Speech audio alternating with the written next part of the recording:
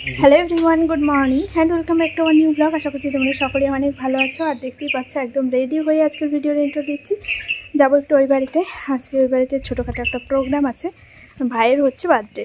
তো সেই উপলক্ষে গতকাল কাকিমা ফোন করে নিমন্ত্রণ করেছে।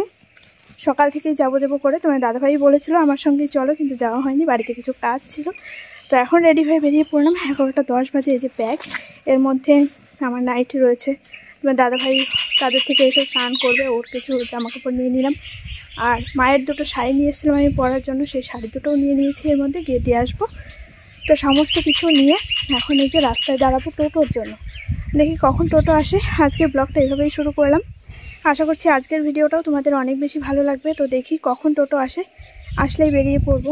মা সকালবেলা একবার ফোন করেছিল যে সকালে কেন আসলি না, কিন্তু বাড়িতে প্রচুর জামাকাপড় ছিল যেগুলো রোদ্রে দিয়েছিলাম, আরও কিছু কাজ ছিল। এবার অত সকাল সকাল তাড়াহুড়ো করে বেরোনো যায় না, তো সেই জন্য ভাবলাম আমি পরেই আমার মতো করে সব গুছিয়ে নিয়ে বেরোবো। এখন এই যে মাচালে একটু বসবো, দেখি কখন টোটো আসে। এই দুপুরবেলা করে টোটো পাওয়া ভীষণই কষ্টসাধ্য ব্যাপার। তাও কিছুক্ষণ ওয়েট করি, না পেলে আবার হাঁটতে হাঁটতেই চলে যাবো, কী আর করবো।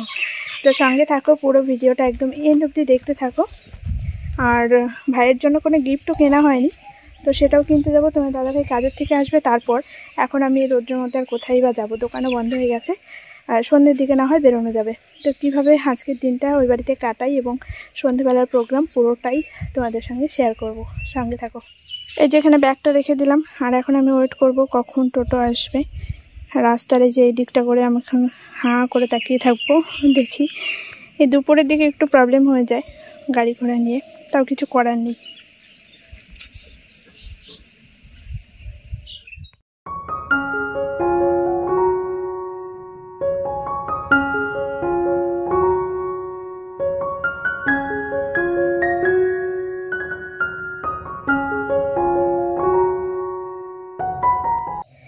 বাড়িতে এসেছি দুপুরের দিকে, তোমরা তো দেখেছই। আর তারপরে এসে সবার সঙ্গে গল্প করায় এত ব্যস্ত হয়ে পড়েছি যে কোনো রকম ব্লগ করাই হয়নি। এখন বাজে 4:30, আমি ঘর থেকে এই জাস্ট বেরোলাম। তার আগে আমি ভাতও খেয়ে নিয়েছি। মা এখন রান্নাঘরে আম কাটছে, যাবো আম খাওয়ার জন্য, অনেকক্ষণ থেকে ডাকছে। আর ভাইয়ের আজকে বার্থডে, তো সেই প্রিপারেশনে শুরু হয়ে গেছে। রান্নাবান্না মা কাকিমারা মিলেই করবে। কী কী রান্নাবান্না হয় না হয় সেগুলো তোমাদের সঙ্গে পরে শেয়ার করব। আর ভাইয়ের জন্য কোনো গিফটও আনা হয়নি, জানো তো। সকাল থেকে ভেবেছি যে বাজারে একটু বেরোবো, তারপর দেখলাম যে একটা গিফটের জন্য বাজারে যাওয়া ভীষণ কষ্টকর একটা ব্যাপার। আর আগে একটু বৃষ্টিও হয়ে গেল, তাই পাড়ার একটা দোকান থেকেই নিয়ে আসবো কিছু একটা। কাকিমাও যাবে, ছোট কাকিমা। তো আমি ভাবছি কাকিমার সঙ্গেই চলে যাবো। তার কারণ তোমার দাদাভাই বাড়িতে আস্তে আস্তে অনেক রাত্রি হয়ে যায় জানো, তো ও কেক কাটিং করার জন্য তার বসে থাকবে না অত রাত করে। আর গিফট যদি কেক কাটিংয়ের পরে না দেওয়া হয় সেটা ওরও মনে ভালো লাগবে না। তাই ভাবলাম যে বিকেল করেই যদি কাকিমারা যায় আমি চলে যাবো। দাদাভাইও সেটাই বললো, ফোন করে জানিয়েছি। আর একটা কথা, যেটা বাবার বাড়িতে বিয়ের আগে যেভাবে কাটিয়েছি আর বিয়ের পরের দিনগুলি কাটানোর কিন্তু অনেক পার্থক্য আছে, জানো তো। কিন্তু বিয়ের আগে যেরকম একটা জোর করা, একটা আবদার করা যেগুলো থাকতো, সেগুলো না সময়ের সাথে সাথে পরিবর্তন করতে হয়। এবার দেখো, আমি বিয়ের আগে যেভাবে কাটিয়েছি সেভাবে যদি আজও কাটাতে চাই, সেটা কিন্তু কখনোই শোভা পায় না। এবার সেই জন্য বাড়ির সবার সঙ্গে সম্পর্ক ভালো রাখতে গেলে না নিজেকেও অনেক কিছু মানিয়ে নিতে হয়। আজ আমার দাদা আছে, দুদিন পরে আমার বৌদিও আসবে। এখন বাবা মা রয়েছে, দুদিন পরে বাবা মারও বয়স হয়ে যাবে। তো সমস্ত কিছু বিবেক বিবেচনা করে নিজেকেও অনেক কিছু মানিয়ে নিতে হয়। যেমনটা আমার বাড়িতে আমি সবসময় দেখি, কাকিমারা কাকারা সবাই কিন্তু সেপারেট আমাদের বাড়িতে, কিন্তু কেউ যদি একজন লোক আসে কখনো বুঝতে পারবে না তো সবাই সেপারেট। সবার সঙ্গে বন্ডিং এত ভালো। আর আমার একটা মাত্র পিসি, সে পিসিও যখন আসে দেখি, তো সেই জায়গায় দাঁড়িয়ে আমার মনে হয় সবার সঙ্গে বন্ডিং ভালো থাকাটা প্রয়োজন। তো আমি যখন আসি, আমি কিন্তু যে আমার বাবা মায়ের জন্যই আসি সেটা কিন্তু নয়। আজকে এসেছি আমার কাকা কাকিমার জন্য। গতকাল আমাকে ফোন করে বলে রেখেছে যে আজকে ভাইয়ের বার্থডে, আসতেই হবে। আর আমার বাড়িতে আমি যে সবসময় বাবা মায়ের জন্যই আসবো সেটাও নয়। আমাদের বাড়িতে আমার কাকা কাকিমা, আমার বাবা মা সবাই সমানভাবেই ভালোবাসে। হ্যাঁ, অবশ্যই বাবা মায়ের ভালোবাসাটা একটু আলাদা, কিন্তু কাকা কাকিমারাও সবার সঙ্গে আমাদের বন্ডিংটা এত ভালো, যে কারণে যখনই যাই হোক না কেন, যেটুকুই হোক না কেন, আমি সবার আগে থাকি। এবং এখনও পর্যন্ত সেইভাবে সম্পর্ক ভালো আছে, তার কারণ আমিও সেইভাবে চলার চেষ্টা করছি এবং তাদেরকেও সেইভাবে আমি গুরুত্বটা দিয়েছি বলেই কিন্তু সব ঠিক আছে। তো আগের দিনগুলির কথা ভেবে এখন যদি আমি সেভাবে রাজ করতে যাই সেটা কিন্তু কখনোই সম্ভব নয়। তো পরিস্থিতিতে সময়ের সাথে সাথে সব কিছুই নিজেদেরকেও মানিয়ে নিতে হয়, তাহলেই সবার সঙ্গে সম্পর্ক ভালো থাকে। এবং আজ আমি যেভাবে যাচ্ছি আশা করি ভবিষ্যতেও আমি এইভাবেই চলাফেরা করতে পারবো, সবার সঙ্গে ভালো থাকতে পারবো। তো যাই হোক, চলো দেখি ওই পাশে কী রান্নাবান্না হয়, তোমাদের সঙ্গে শেয়ার করব। পুরো ভিডিওটা একদম এন্ড অবধি দেখতে থাকো। এই যেদিকে মা ডাটা লাগিয়েছিল দেখো কত বড় বড় হয়ে গেছে। চলো আগে আম খেয়ে কয় কেজি? এই যে এদিকে আম কাটা হয়ে গেছে দেখো। কত কেজি? কি কত কেজি? ডাল, মুগ ডাল। আর এই যেদিকে মা ভাত খাবে সব বের করে নিয়ে বসলো। না আমি আম খাই। খাও, এতগুলো ভাত তো খাইতে পারবো না, খাইলে তুমি খাও আমি আম খাবো। একবার চুড়িদার একবার নাইটি, সকাল থেকে এই করছি। গরমে চুড়িদার পরে থাকতে ভালো লাগে না, আবার চেঞ্জ করলাম, নাইটি পরেছিলাম।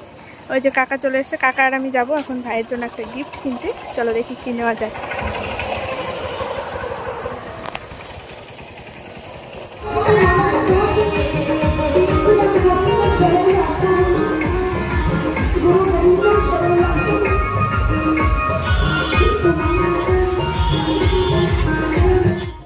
প্রথমে এসে কিছু ড্রেস দেখে নিচ্ছিলাম। এখানে দুটো কালার বের করা হয়েছে একই ডিজাইনের। এবার ওর সাইজটাও দেখতে হবে, এই সাইজের মধ্যে এটাই আসছিল।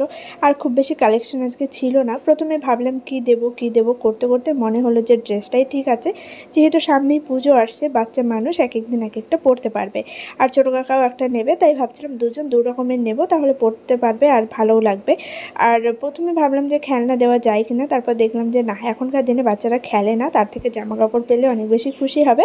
তাই দুজন দু রকমের দুটো ড্রেস নিয়ে নিলাম।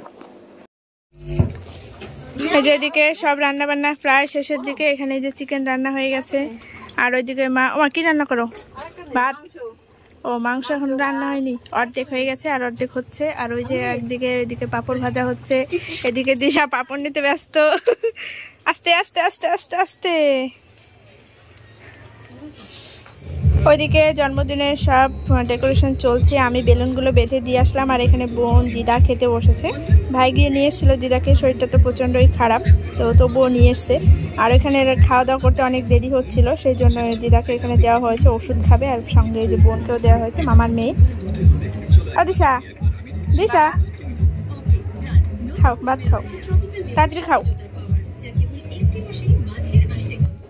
জন্মদিনের সমস্ত প্রিপারেশন কমপ্লিট, রান্না হয়ে গেছে। আজকের মেনুতে কী কী রয়েছে তোমাদেরকে পরে একবার দেখিয়ে দেবো, আগে কেকটা কাটিং হোক, কারণ সব বাচ্চা পার্টিগুলো বসে রয়েছে। আর রাত্রি হয়ে গেছে, এখন 8:30 মতো বাজে। তবুও আজকের আবহাওয়াটা অনেক বেশি ভালো ছিল জন্য অসুবিধা হয়নি, কারণ টিপটাপ বৃষ্টি তো সবসময় লেগেই থাকে। তো কেকটাও অনেক বেশি ভালো হয়েছিল। এই দেখো, ভাইয়ের নাম হচ্ছে রিজু। এবছর ওর 8 ইয়ার্স কমপ্লিট হলো। দেখতে দেখতে কত বড় হয়ে গেল, মনে হলো যেন এই তো কয়েকদিন আগের ঘটনা। আমরাও মানে সবসময় কোলে করে রাখতাম ওকে। তো আজ মানে কতটা শান্তভাবে বসে রয়েছে দেখো কেক কাটিং করার জন্য। আর এই যে সমস্ত বাচ্চা পার্টিগুলো বসে রয়েছে, ওদেরকে বারবার বলছিলাম যে একটু হাই করো হাই করো। কেউ কেউ করেছে, কেউ কেউ করেনি। আর এই যে এখানে সবাই রয়েছে, আমরাও ছিলাম পেছনে। যাই হোক, কেক কাটিংটা আগে হোক। হ্যাপি বার্থডে, তাড়াতাড়ি যাওয়ার সামনে।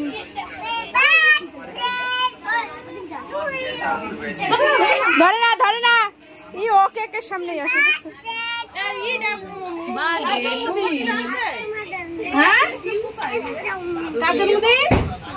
মামা মামা মামা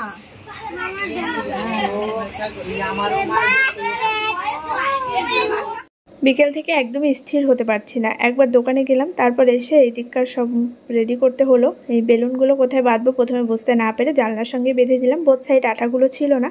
আর এখন হবে কেক কাটিং। দেখো সব অস্থির হয়ে গেছে, ওদেরকে অনেকভাবে মানে কন্ট্রোল করতে হচ্ছিল আর কি।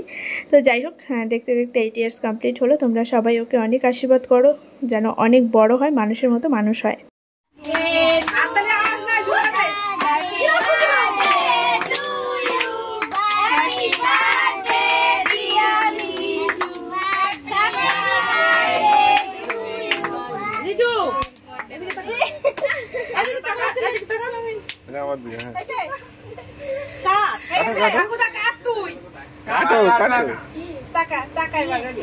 কাট আর কাজ করবে।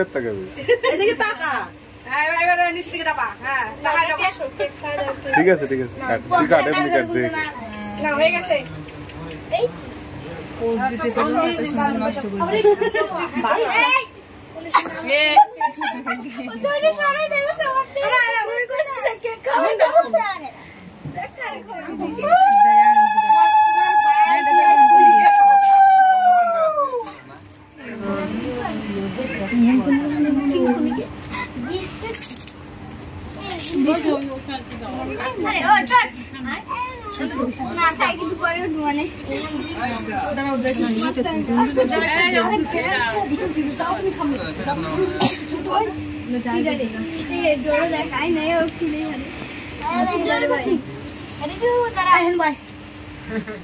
কেক কাটিং তো হলো, এখন বাড়ির বড়রা যারা রয়েছে একে একে ওকে আশীর্বাদ করে নিচ্ছে। প্রথমে কাকিমা করলো, তারপরে এই যে কাকাও আসলো, আর এরপরে আমরাও ওকে আশীর্বাদ করবো এবং গিফটটাও দিয়ে দেবো।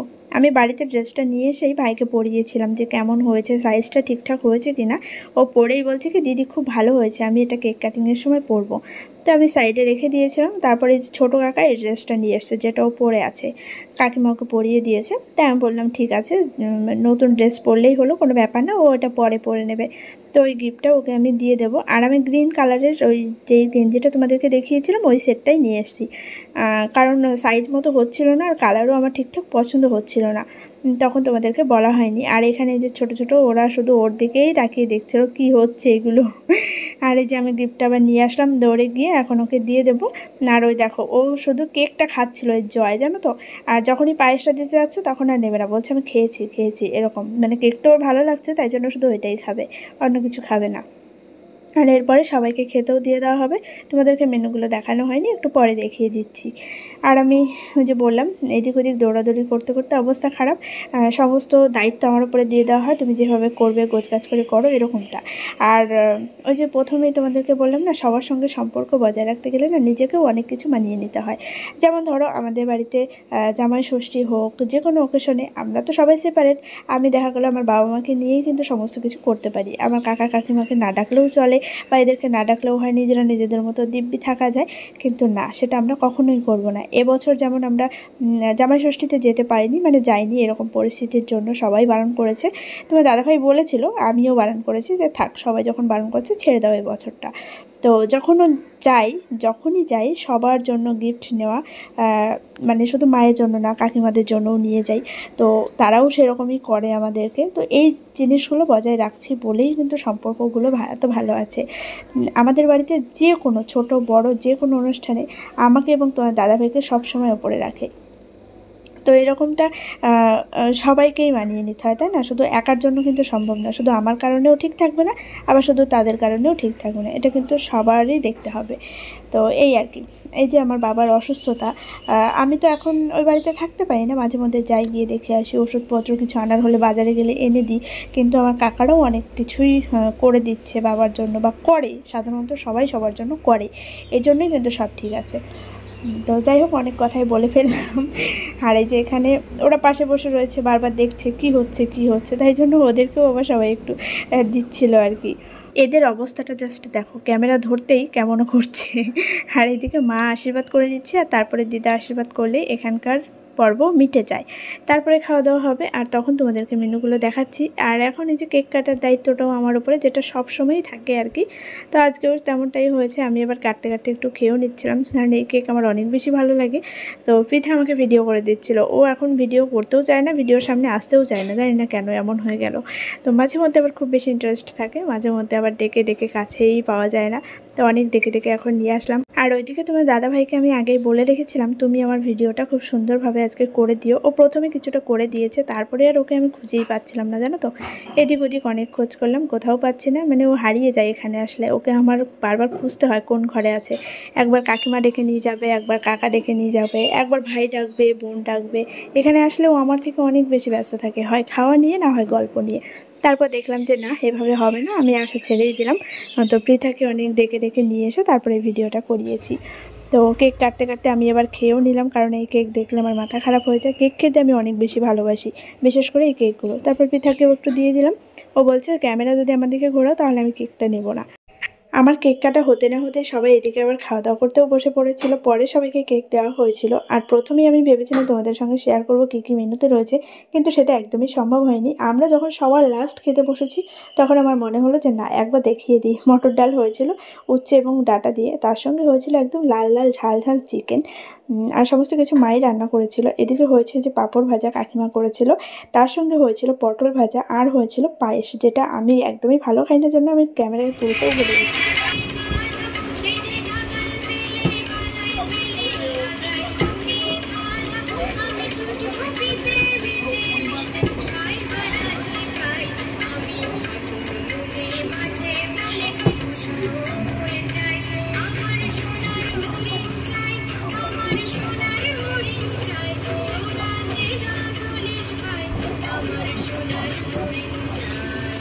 ওইদিকে বোন আমার ফোনে গান চালিয়ে একা একাই নাচ করছিল। দিদাও বসে রয়েছে, বাড়িতে যাবে, ভাই দিয়ে আসবে।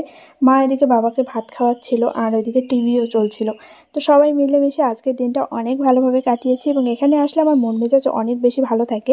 তো তোমাদের আজকের ভিডিওটা কেমন লাগলো সেটা কিন্তু কেউ কমেন্ট করে জানাতে ভুলো না। আর আজকের ভিডিওটা এখানেই এন্ড করছি। সবাই খুব ভালো থেকো, সুস্থ থেকো, বাই।